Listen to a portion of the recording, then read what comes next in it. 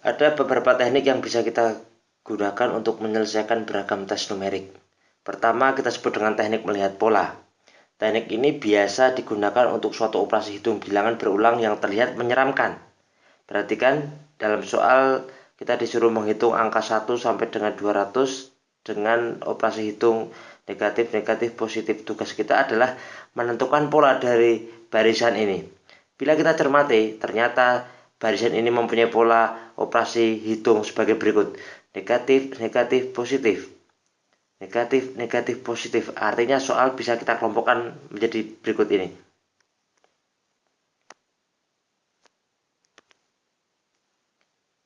1 dikurangi 2 kurangi 3 ditambah 4 ditambah dengan 5 dikurangi 6 kurangi 7 ditambah 8 dan seterusnya. Artinya soal dikelompokkan menjadi 4 bagian. Kita lihat, setiap bagian berisi atau hasilnya adalah 0. Bagian ini 0, artinya seluruh kelompok di sini nilainya adalah 0. Jika kita jumlahkan keseluruhan, maka hasilnya juga sama dengan 0. Dengan demikian, jawabannya adalah A. Diketahui X adalah penjumlahan bilangan ganjil 1 sampai dengan 24 dan Y adalah hasil penjumlahan bilangan genap 1 sampai dengan 24 juga. Ingat, apabila kita berpikir untuk menghitung hasilnya, yaitu hasil dari bilangan ganjil 1 sampai 24, yang pasti kita akan menghabiskan banyak waktu. Coba kita cermati pola bilangannya. X adalah penjumlahan bilangan ganjil dari 1 sampai dengan 24. Artinya bisa kita tuliskan 1 ditambah 3 ditambah 5 ditambah dan seterusnya sampai dengan 23. Y adalah bilangan hasil penjumlahan bilangan genap. Kita tuliskan 2 ditambah 4 ditambah 6 ditambah terus dengan bilangan terakhirnya adalah 24. Apabila kita lihat dan lebih dengan jeli, maka kita bisa melihat polanya, bahwa di atas ada angka 1, di bawah ada angka 2, di atas ada angka 3, di bawah ada angka 4, dan seterusnya. Dengan demikian, kita lihat bahwa bilangan yang di atas selalu lebih kecil dibanding bilangan yang di bawah. Maka hasil akhirnya pasti X juga lebih kecil daripada Y. Jawabannya adalah B.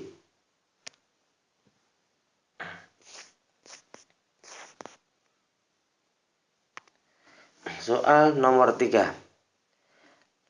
Langkah pengerjaan yang biasanya kita lakukan adalah dengan menghitung hasilnya. Jadi kita hitung X berapa, kita hitung Y berapa, kemudian kita bandingkan hasilnya. Nah, cara ini tentu akan memerlukan waktu yang cukup lama. Nah, cara ini adalah dengan melihat pola soal. Apabila kita perhatikan pola soalnya sebagai berikut.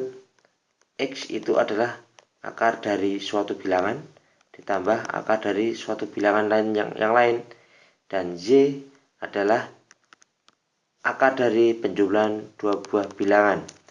Dengan melihat pola tersebut, sebenarnya soal bisa kita ganti sembarangan. Coba kita ambil angka yang lebih mudah. Misalkan X adalah akar dari 9, B akar dari 16, maka yang Y akan menjadi akar dari 9 ditambah 16. X akan menjadi 3 ditambah 4 yang nilainya 7. Sementara Y adalah akar dari 25 yang nilainya 5. Apabila kita lihat, bisa kita simpulkan bahwa X itu lebih besar dari Y. Maka jawabannya adalah A. Soal nomor 4. Dalam soal diketahui bahwa jumlah 100 bilangan asli pertama adalah 5050. Maka hasil dari penjumlahan 101 ditambah 102 tambah 103 dan seterusnya sampai 200 berapa? Sekali lagi, tugas kita adalah menemukan polanya. Apabila soal tersebut kita jabarkan, akan menjadi berikut ini. 101 ditambah 102 ditambah 103 ditambah terus sampai dengan 200. Ingat bahwa 101 itu artinya 100 ditambah 1. 102 itu artinya 100 ditambah 2. 103 artinya 100 ditambah 3. Dan terusnya. Sampai akhirnya nanti 100 adalah 200 adalah 100 ditambah dengan 100.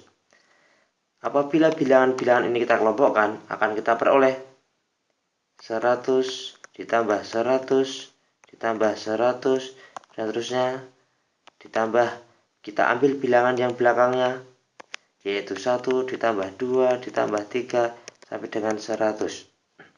Bagian di sini ada 100 bilangan yang masing-masing nilainya 100. Artinya kita sama aja dengan menghitung 100 dikalikan dengan 100. Sementara bilangan yang di sini sudah diketahui dalam soal, yaitu jumlah 100 bilangan asli pertama, yaitu 5050. Artinya langsung hasilnya bisa kita hitung, kita tentukan, yaitu 5050. Dengan demikian hasilnya adalah 10.000 ditambah dengan 5050. Hasilnya adalah 15.050.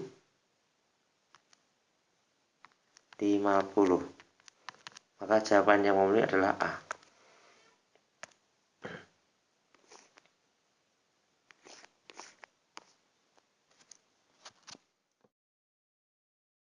Selanjutnya adalah teknik menggunakan variabel.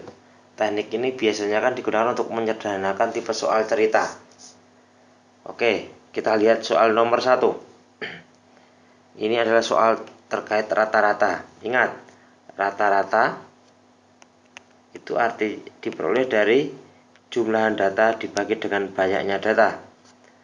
Atau dengan kata lain, total seluruh data itu artinya rata-rata dikalikan dengan banyak data. Dalam soal diketahui ada dua kelompok anak, yaitu kelompok A, kita misalkan A, dan kelompok B, di mana anggota A ada 4 orang dan kelompok B ada 6 orang. Rata-rata kelompok A itu adalah 6, sementara rata-rata kelompok B itu adalah 6,5. Dengan melihat rumus yang sebelumnya atau rumus di atas, kita bisa menghitung bahwa total seluruh nilainya adalah 4 dikalikan 6, yaitu 24. Sementara untuk kelompok B, total nilainya adalah 6 dikali 6,5, yang nilainya adalah 39. Oke, ini data dari soal. Selanjutnya dalam soal diketahui bahwa ada dua anak yang dipertukarkan, di mana kelompok dari 4 anak diambil satu, dimasukkan ke kelompok yang beranggotakan 6 anak.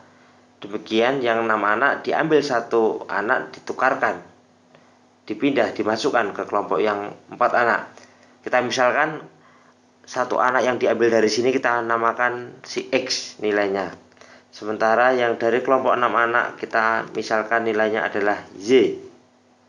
Nah, jika X dan Y dipertukarkan, ternyata dalam soal diketahui rata-ratanya akan menjadi sama. Maka bentuk matematisnya adalah sebagai berikut. Rata-rata yang baru dari kelompok A itu akan sama dengan rata-rata yang baru dari kelompok B jika X dan Y dipertukarkan. Nilai dari rata-rata A kita hitung dengan cara 24, yaitu total dari kelompok A di awal, tapi kita keluarkan si X, kemudian kita masukkan si Y. Kemudian ini kita bagi dengan 4, karena total siswanya adalah 4 anak. Sementara rata-rata dari kelompok B adalah yang awalnya 39 totalnya, dikurangi dengan Y, kita keluarkan, kemudian ditambah dengan X, kita bagi dengan 6, karena jumlahnya ada 6. Maka jika operasi ini kita lanjutkan, kita teruskan, maka akan kita peroleh hasil akhirnya, yaitu 10Y dikurangi 10X sama dengan 12. Atau dengan kata lain, Y dikurangi X sama dengan 1,2. Nah, perhatikan, dalam soal kita disuruh mencari selisih dari kedua anak tersebut. Nah, dari hasil operasi kita sudah kita ketahui bahwa selisihnya adalah 1,2. Dengan demikian jawabannya adalah A. Soal nomor 2. Diketahui suatu persegi panjang lebarnya diperbesar 12,5%. Ingat, arti diperbesar artinya ditambah. 12,5% itu artinya 1/8. panjangnya diperkecil, artinya berkurang. Berkurang berapa? 12,5%, artinya berkurang 1/8 bagiannya.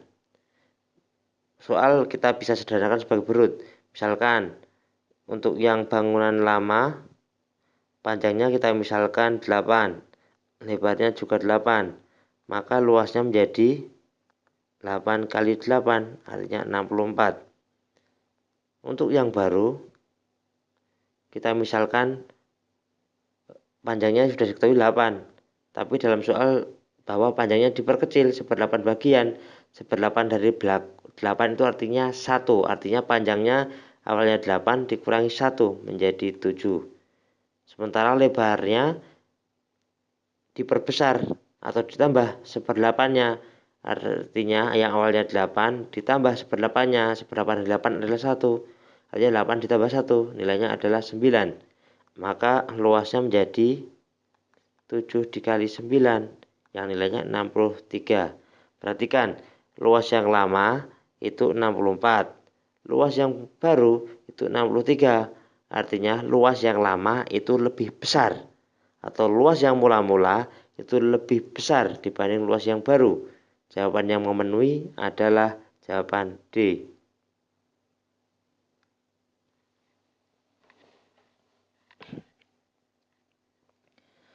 Soal nomor 3. Diketahui suatu bilangan ratusan. Arti ratusan itu terdiri dari 3 digit. Bila dikalikan dengan angka satuannya, maka hasilnya adalah 2709. Oke. Selanjutnya diketahui bilangan ratusan tersebut nilainya adalah 300. Dengan demikian digit pertama adalah 3. Puluhannya adalah 80, maka digit kedua adalah 8. Maka satuannya kita misalkan adalah Z. Dalam soal diketahui bahwa apabila dikalikan satuannya, maka 38Z dikalikan dengan satuannya yaitu Z, maka nilai hasilnya adalah 2709. Tugas kita adalah menemukan berapakah nilai Z-nya. Sederhana. Sebenarnya cara paling praktis adalah dengan memasukkannya. Z dikali Z maka hasilnya harus 9. Dari jawaban A, B, C, D, E yang memenuhi hanya pilihan jawaban A dan D. Selanjutnya kita pilih salah satu. Misalkan kita ambil yang A. Z-nya adalah 3. Maka kita peroleh 383 dikali 3. Hasilnya adalah 9. 8 kali 3 24. Apakah ini sama? Berbeda. Maka dengan demikian 3 bukan jawabannya. Jawaban yang memenuhi tentunya satunya, yaitu 7. Sekarang kita kerjakan soal nomor 4. Diketahui Putri lahir pada tanggal 1 Desember 84. Ingat, 1 Desember. Dan Andika juga lahir pada 1 Desember pula, namun tahunnya tahun 98. Pada tahun berapa usia Putri 3 kali usia Andika? Soal ini coba kita analisis. Putri lahirnya tanggal 1 Desember 84. Terus ada Andika lahirnya 1 Desember juga, tahunnya 98. Artinya pada tahun 98 usia Putri berapa? 98 kurangi 84, yaitu usianya 14 tahun. Sementara Andika usianya baru 0 tahun karena baru lahir.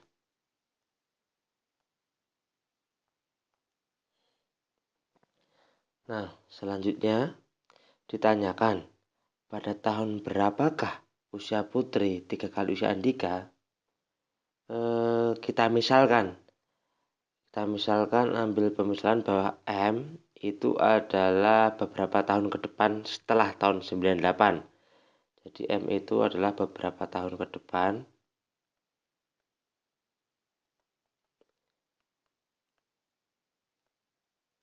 setelah tahun 98. Maka dari soal kita bisa analisis atau bisa kita jabarkan sebagai berikut. M tahun ke depan, usia putri menjadi 14 ditambah M. Nah, dalam soal kita disuruh mencari M-nya berapa sehingga usianya menjadi 3 kali usia Andika. Artinya usia Andika adalah 3M. Nah, dari sini bisa kita jabarkan bahwa 14 sama dengan 2M. Dengan demikian M adalah 7. Artinya adalah 98, 7 tahunnya tahun berapa? Jadi 98, 7 tahun lagi, itu tahun berapa? Tahun 2005. Maka jawabannya adalah C. Selanjutnya soal nomor 5. Diketahui, seutas tali dipotong menjadi 2 bagian sama panjang. Kemudian salah satu potongannya dipotong lagi menjadi 2 bagian sama panjang. Lalu salah satu potongannya dipotong lagi menjadi 2 bagian sama panjang. Jika potongan tali yang terpendek adalah 12,5 cm, maka tali mula-mula yang dipotong adalah, coba kita misalkan panjang mula-mula itu sebagai A. Maka dari soal bisa kita jabarkan. Pertama, untuk pemotongan pertama, tali akan menjadi setengah A dan juga setengah A karena dipotong menjadi 2 bagian sama panjang. Ini potongan pertama. Potongan kedua, diketahui yang setengah ini dipotong lagi menjadi 2 bagian. Maka akan menjadi 1/4 A, 1/4 A.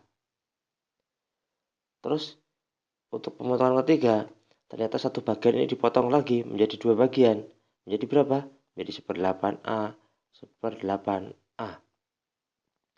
Ternyata ada keterangan bahwa yang terpendek ini, yaitu 1/8 A, itu panjangnya adalah 12,5 cm. Dengan demikian A-nya adalah 12,5 dikalikan 8, yaitu 100. 100. Jawabannya adalah E. Soal nomor 6. Diketahui wanita menghabiskan 2/3 dari uangnya. Kemudian dia kehilangan 2/3 dari sisa uangnya. Jika uang yang dimiliki sekarang adalah 4.000, berapakah uang mula-mula? Dalam kasus ini coba kita perhatikan, kita misalkan bahwa uang mula-mulanya seperti yang awal tadi kita misalkan sebagai X, seperti itu. X, kemudian uang yang awalnya X ini digunakan 2/3-nya. Artinya sisanya berapa? Sisanya tinggal 1/3-nya dong, yaitu 1/3 dari X. Selanjutnya, yang 1/3 ini dipakai lagi 2/3. Artinya sisa lagi kan? Sisanya berapa? 1/3 lagi. Dari berapa? Dari 1/3 X. Atau totalnya 1/9 X. Ternyata ada keterangan bahwa sisa akhirnya senilai atau setara dengan 4.000. Artinya yang 1/9 X ini nilainya setara dengan 4.000. Atau X-nya bisa kita cari, artinya 9 dikali 4.000. Yaitu 36.000. Karena X adalah uang mula-mula, maka jawabannya adalah D.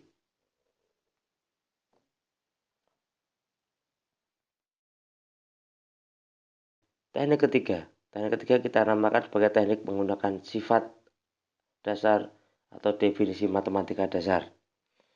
Ini biasanya kita menggunakan rumus-rumus dasar atau pengertian dasar atau sifat-sifat dasar yang sudah kita pelajari di sekolah dulu.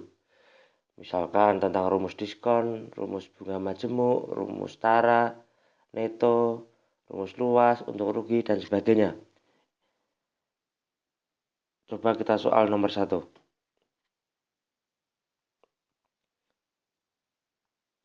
Diketahui X adalah N kuadrat plus 3 dan Y adalah N pangkat 3, di mana N merupakan bilangan bulat, kata kuncinya kita harus paham, yaitu N-nya itu bilangan bulat.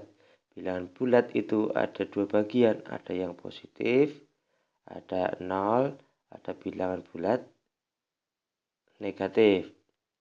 Dari sini kita harus hati-hati. Kalau bilangannya positif, tentu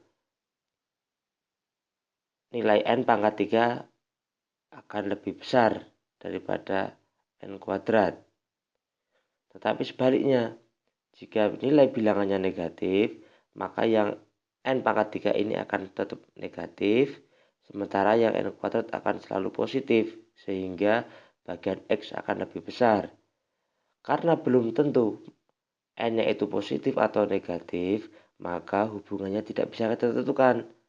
Maka jawabannya adalah D. Soal nomor 2. Diketahui X itu sekian dan Y sekian. Apabila kita tidak hati-hati, biasanya kita akan terpancing untuk menghitung berapa nilai dari ini, berapa nilai dari X-nya, berapa nilai dari Y-nya. Tapi kalau kita lihat sekilas, perhatikan bahwa X itu adalah suatu bilangan dikurangi bilangan yang nilainya separuhnya. Maka hasilnya apa? Separuhnya juga bukan? Maka nanti hasilnya adalah 386 dibagi 2 juga. Dengan demikian, X dan Y nilainya bagaimana? Sama. Jawabannya adalah C. Atau logika lain bisa kita lihat seperti ini. Kita punya sebuah apel dikurangi separuhnya. Maka sisanya adalah tinggal separuh apel. Ini bilangan X. Bilangan Y adalah separuh apel. Dengan demikian kelihatan bahwa besarnya sama atau X sama dengan Y. Jawabannya C. Soal nomor 3. Ada berapa banyak nilai dari N dari 45.972 sehingga habis dibagi 3. Nah, kata kuncinya adalah habis dibagi 3. Ingat, habis dibagi 3 artinya apa? Habis dibagi 3 artinya apabila bilangan ini semua kita jumlahkan, maka nilainya juga habis dibagi 3. Artinya ketika 4 ditambah 5 ditambah N ditambah 7 ditambah 2 habis dibagi 3, maka nilai dari 45.000 sekian ini juga habis dibagi 3. Nah, tugas kita adalah mencari N-nya. Kita lihat, kalau kita jumlahkan yang ini 9, ini juga 9, artinya 18, ditambah N, ini habis dibagi 3. 18 sendiri, ini habis dibagi 3. Tinggal kita cari bilangan N sehingga habis dibagi 3 juga. N berapakah yang habis dibagi 3? Kita bisa ambil N-nya adalah antara lain 0, 3, 6, dan 9. Artinya ada berapa N? Ada 1, 2, 3, 4. Jadi ada 4 N yang memenuhi. Maka jawabannya adalah B. Sekarang soal nomor 4. Nah, ini terkait dengan rumus jarak waktu dan kecepatan. Toto meninggalkan kota A pukul setengah 7 dan tiba di kota B pukul 12.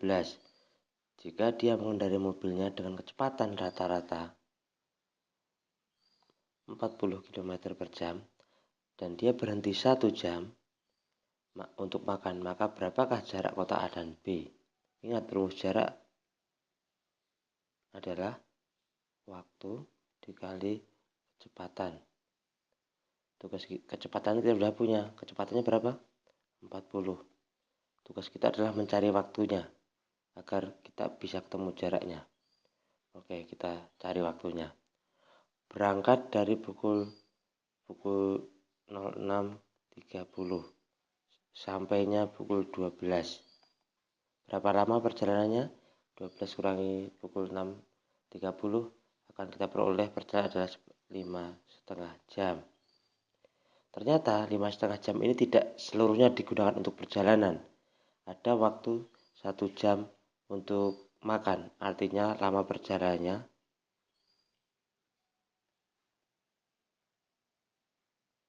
adalah 5,5 dikurangi 1 jam untuk makan.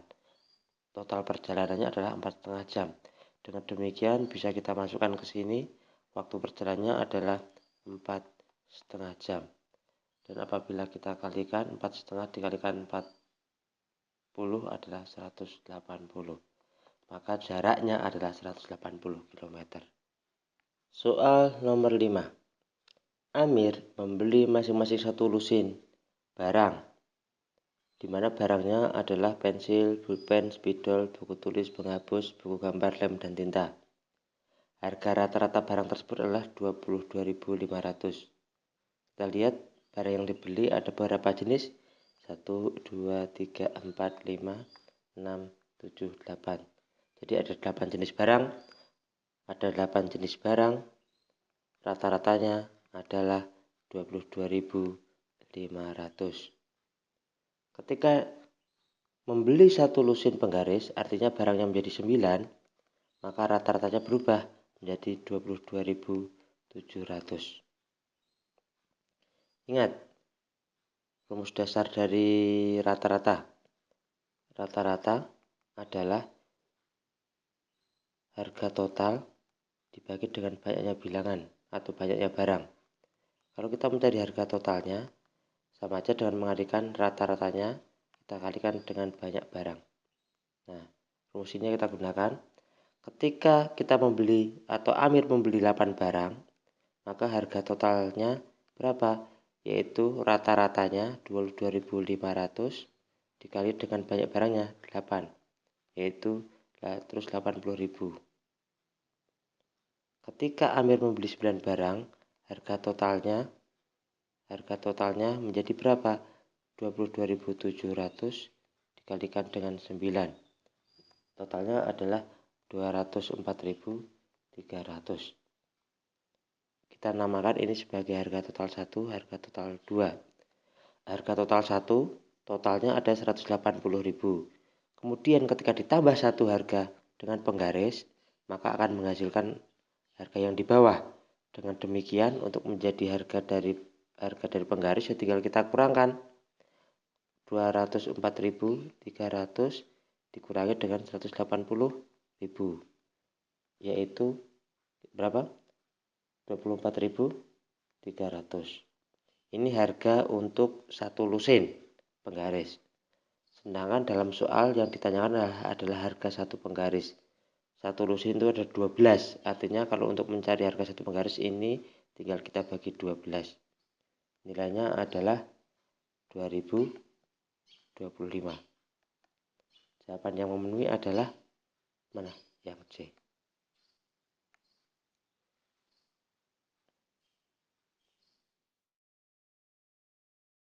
Selanjutnya kita namakan teknik menggunakan bantuan. Biasanya ini digunakan untuk tipe-tipe soal cerita atau tipe-tipe soal geometri. Kita lihat soal nomor 1. Hitung berapa jumlah sudut dalam bidang datar berikut ini. Artinya kita disuruh mencari penjumlahan sudut ini seluruhnya. Nah, caranya bagaimana? Caranya coba kita gunakan garis bantu. Garis bantunya seperti ini. Coba kita lihat. Nah, ternyata untuk mencari sudutnya sama saja kita menjumlahkan seluruh sudut dalam segitiga dengan yang kita bentuk dengan garis bantu. Jadi ini kita jumlahkan, ini kita jumlahkan, ini kita jumlahkan, ini kita jumlahkan, ini kita jumlahkan, ini kita jumlahkan, maka kita akan memperoleh seluruh jumlah sudut dalam bangun datar tersebut. Ini ternyata ekuivalen dengan kita menjumlahkan sudut dari berapa segitiga? 1, 2, 3, 4, 5, 6. Ada 6 segitiga. Ingat, total segitiga sudutnya berapa? 180. Artinya total sudutnya adalah 6 kali 180. 6 kali 180 adalah 1080. Maka jawabannya yang memenuhi adalah D. Soal nomor 2. Perhatikan gambar berikut ini. Segitiga ABC dan segitiga KLM adalah segitiga sama sisi. Persentase daerah yang diarsir terhadap daerah yang tidak diarsir adalah, nah cara mengerjakannya kita sama, yaitu dengan menggunakan garis bantu. Perhatikan, apabila kita garis seperti ini. Nah, kita akan memperoleh menjadi beberapa segitiga sama sisi yang totalnya ada berapa?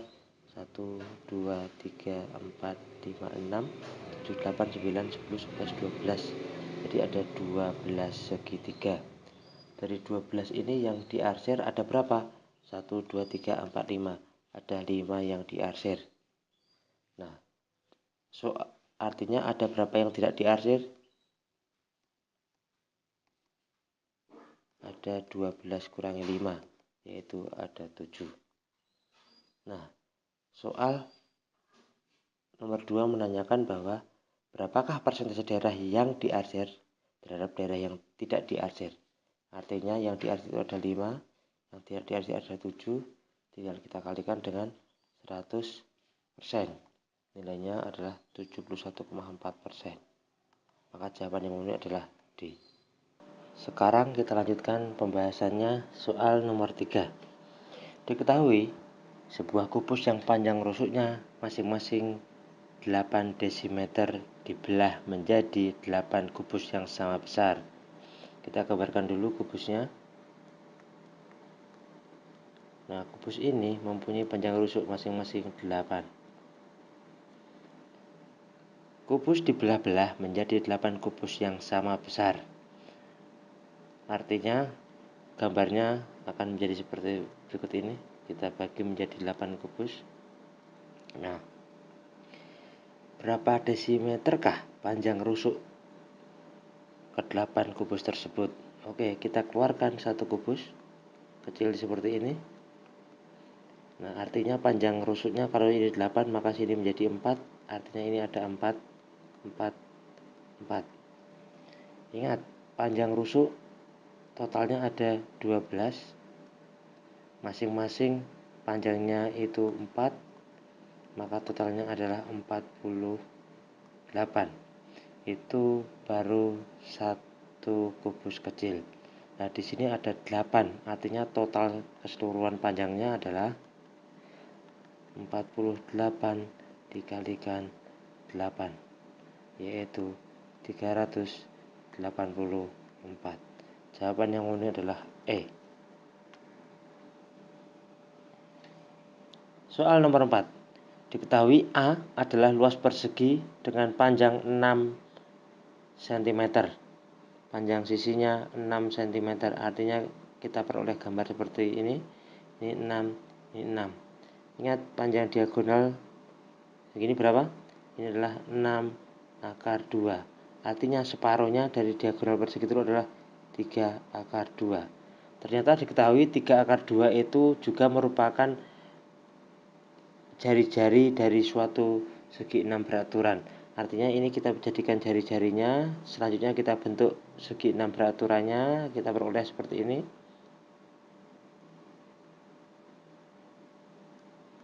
Nah, segi 6 di mana masing-masing panjangnya adalah 3/2 jari-jarinya.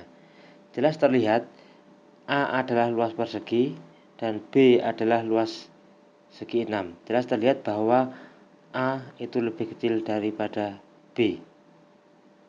Maka jawaban yang memenuhi adalah D. Soal nomor 5. Soal nomor 5. Pak Burhan memiliki sebidang tanah.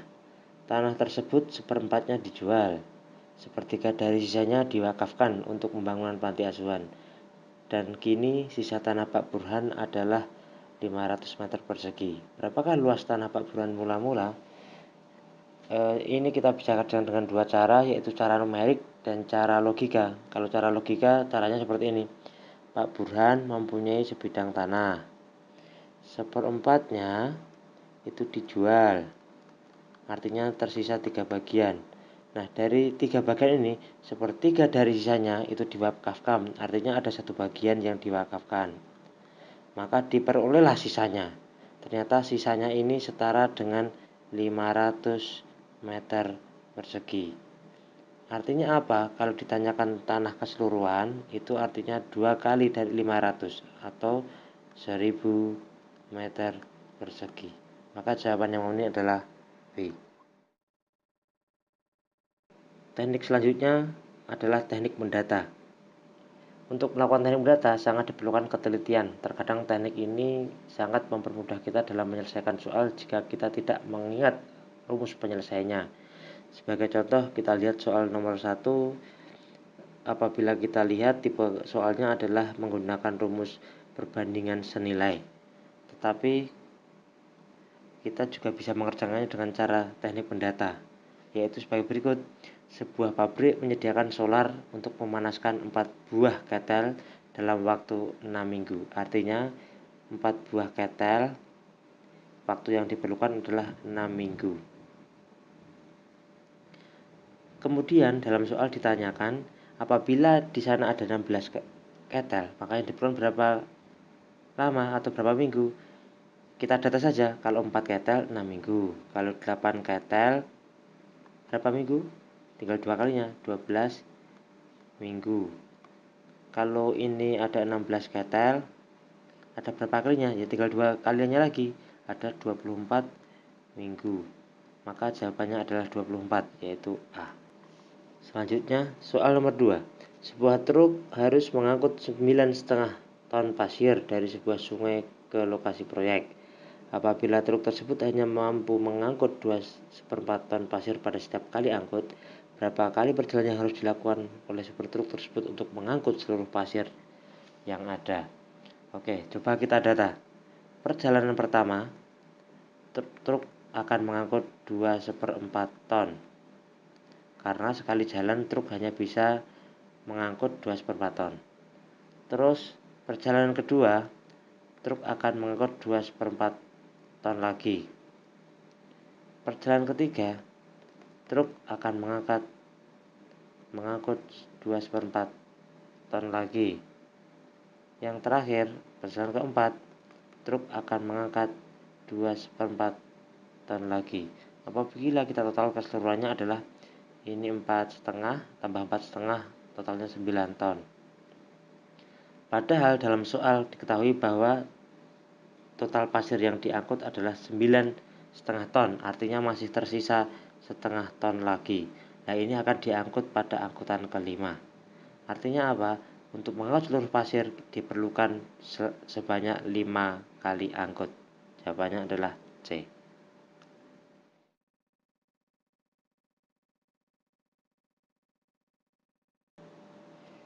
Teknik yang terakhir adalah teknik logika. Nah, teknik ini teknik paling penting dalam mengerjakan beragam tes numerik dalam soal psikologi. Kata kuncinya adalah kerjakan soal dengan mengedepankan logika penalaran, bukan dengan mengedepankan rumus-rumus atau hitung-hitungan dasar. Sebagai contoh, kita lihat soal nomor 1. Kita disuruh mencari perkalian antara dua buah bilangan sebagai berikut. 3,1331 dikali 4,0783. Perhatikan angka depannya 3 sama 4. Jadi kalau kita hitung 3 kali 4 adalah 12 sekian. Maka jawabannya dekat dengan angka 12, sekian. Jawaban yang mungkin adalah B dan C. Selanjutnya tinggal kita lihat perbedaan antara B dan C, yaitu di ujungnya. Ujungnya merupakan hasil dari perkalian ujungnya juga. Nah, 1 kali 3 berapa? 3. Maka jawaban adalah 12, sekian dengan digit terakhirnya 3. Selanjutnya soal nomor 2. Ini adalah soal TPA PAPS UGM atau TPA-nya Pasca Sarjana UGM. Kalau kita lihat sekilas cukup rumit, namun apabila kita berpikir secara sederhana sangat terlihat bahwa 4 dibagi 24 berapa? 1/6 kuadrat. 7 dibagi 42 berapa? 1/6 kuadrat. Artinya 1/6 dibagi 1/6, nilainya berapa? 1. 1 di akar berapa? Jawabannya juga 1. Maka jawabannya A.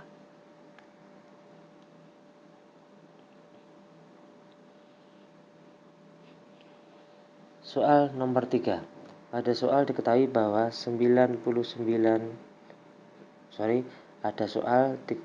soal nomor 3. Diketahui 999% dari itu dikali 0,123 nilainya berapa?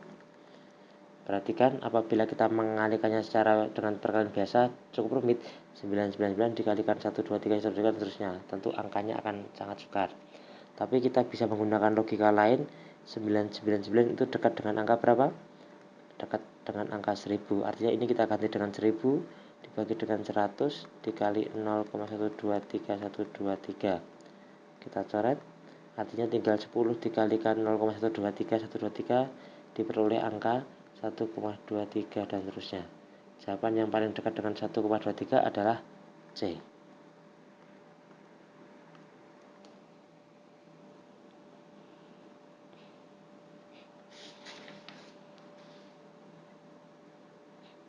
Soal nomor 4. Soal nomor 4. Diketahui bahwa diagonal suatu persegi atau bujur sangkar adalah 8. Luas bujur sangkar tidak lebih tidak kurang dari, ingat, apabila persegi ini kita putar sekit 90 derajat akan kita peroleh gambar seperti ini. Ini 8, ini 8. Yang awalnya persegi maka akan menjadi bentuk layang-layang. Atau ingat, luas layang-layang apa? Luasnya adalah setengah kali diagonal kali diagonal. Diagonal sudah diketahui yaitu 8 dan 8. Maka luasnya adalah setengah dikali 8 kali 8. Ini coret 4 kali 8 32. Maka jawaban yang mana adalah C.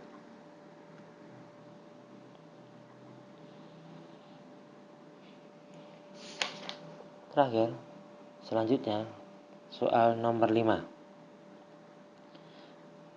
Untuk mengerjakan soal seperti ini kita harus paham rumus ini, bahwa A kuadrat min B kuadrat artinya A plus B dikalikan dengan A min B. Nah, kita lihat hasil dari 234 dikurangi 13 itu berapa? Hasilnya adalah 221 kuadrat dikurangi 161 ditambah 59 hasilnya adalah 220 kuadrat. Dengan demikian, dengan menggunakan rumus di atas bisa kita jabarkan 221 ditambah 220, yang sini 221 dikurangi 220. Yang ini sama dengan 1, yang ini sama dengan 441. Artinya 441 dikalikan 1 berapa? Tetap hasilnya 441. Jawaban yang memenuhi adalah A.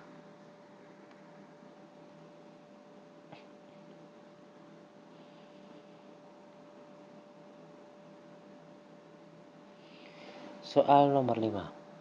Seekor kambing. Nah, ada dua hewan di sini, kambing dan sapi. Kambing menghabiskan rumput di lapangan selama 4 minggu. Artinya apa? Dalam waktu 1 minggu, kambing bisa menghabiskan 1/4 lapangan. Sementara sapi menghabiskan rumput lapangan selama 3 minggu. Artinya dalam 1 minggu, sapi bisa menghabiskan 1/3 lapangan. Apabila kita logika, kita misalkan ini adalah lapangannya. Pada waktu 1 minggu pertama, kambing memakan 1/4. Ini dimakan oleh kambing. Terus pada saat yang bersamaan, sapi juga memakan, yaitu 1/3. 1/3 yaitu 1/4 lebih. Nah, ini habis dimakan sapi dan kambing selama 1 minggu atau selama 7 hari. Artinya sisanya adalah pasti waktu yang diperlukan kurang dari 7 hari. Maka waktu total keseluruhan itu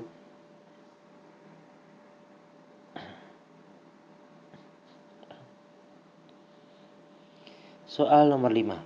Seekor kambing dapat menghabiskan rumput di lapangan selama 4 minggu. 4 minggu itu 4 kali 7 28 hari. Pada saat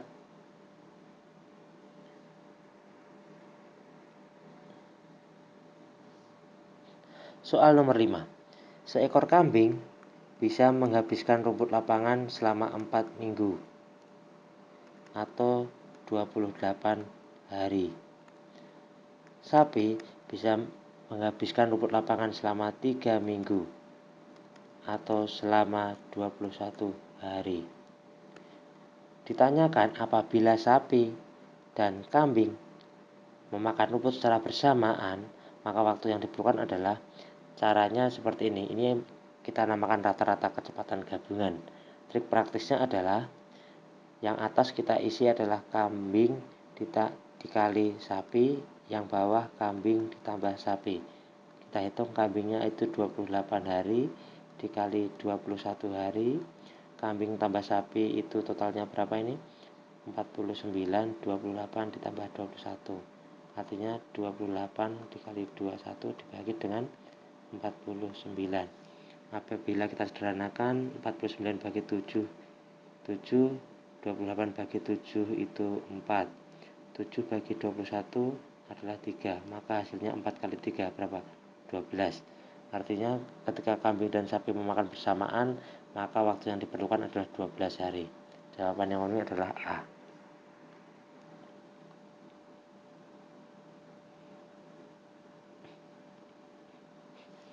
Soal nomor 6. Seorang siswa memperoleh rata-rata 91. Oke, soal nomor 6. Seorang siswa memperoleh nilai 91, 88, 86, dan 78 untuk 4 mata pelajaran. Berapa nilai yang harus diperoleh untuk mata pelajaran kelima agar memperoleh rata-rata 85? Ingat, rata-rata adalah jumlah seluruh nilai dibagi dengan banyaknya nilai. Maka yang diinginkan rata-rata adalah 85. Sigmanya diperoleh dari 91 ditambah 88 ditambah 86 ditambah 78 ditambah A sebagai nilai yang kelima dibagi dengan 1, 2, 3, 4, 5. Tugas kita adalah mencari berapakah nilai A.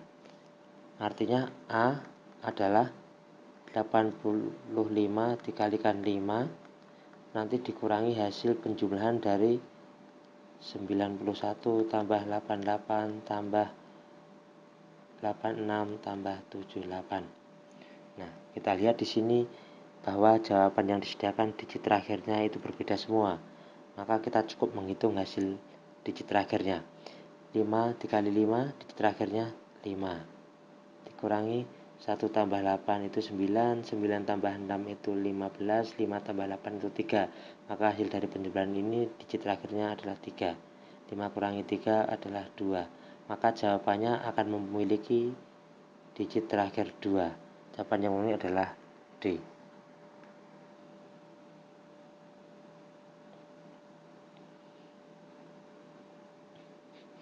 Soal nomor 7. Diagram di atas menunjukkan data dari penduduk kelurahan yang total seluruhnya adalah 120. Perhatikan, kita disuruh mencari banyaknya wira swasta.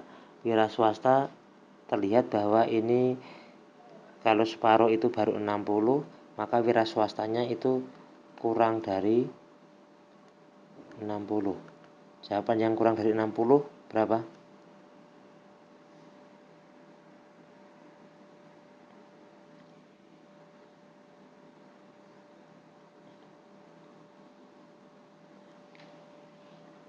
Soal nomor 7. Diketahui suatu diagram data penduduk dari suatu kelurahan yang berjumlah totalnya adalah 120. Kita disuruh mencari banyak penduduk yang wira swasta. Perhatikan bahwa wira swasta itu separuh kurang dari total seluruh penduduk. Kalau totalnya 120, maka separuhnya 60. Dengan demikian wira swasta adalah angka di mana nilainya kurang dari 60 atau tapi dekat dengan 60. Jawaban yang paling sesuai adalah C, yaitu 55.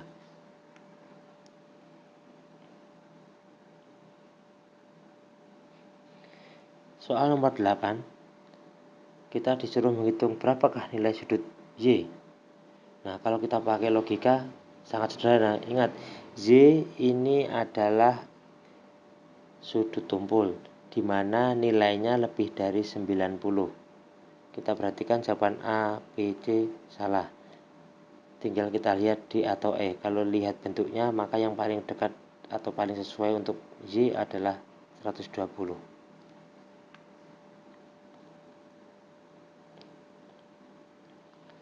Soal nomor 9.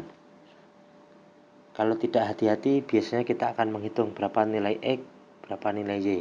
Tapi kalau kita jeli, sekilas langsung kelihatan bahwa nilai X 1,72 dikurangi 1,78, artinya yang depan kecil, yang belakang besar, maka nilai X-nya nanti negatif. Sementara yang Y, ingat membagi dengan semakin kecil pembagi, maka nilainya semakin besar. Artinya apa?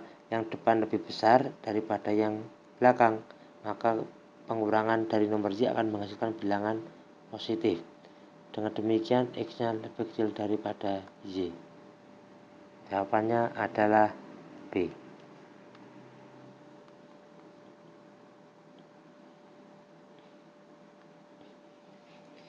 Nomor 11. X itu selisih Tuti dan umur ayah sekarang. Y adalah selisih umur kedua orang itu 5 tahun yang lalu. Maka, nomor 11 ini kalau kita berpikirnya sederhana, saya kira langsung tahu jawabannya. Jawabannya adalah C. Kenapa? Karena selisih umur seseorang kapanpun itu akan selalu tetap. Misalkan saya dengan Joko selisihnya 2 tahun, maka 10 tahun yang akan datang selisihnya juga akan tetap, yaitu 2 tahun. Dengan demikian X dan Y nilainya akan selalu sama. Jawabannya adalah C.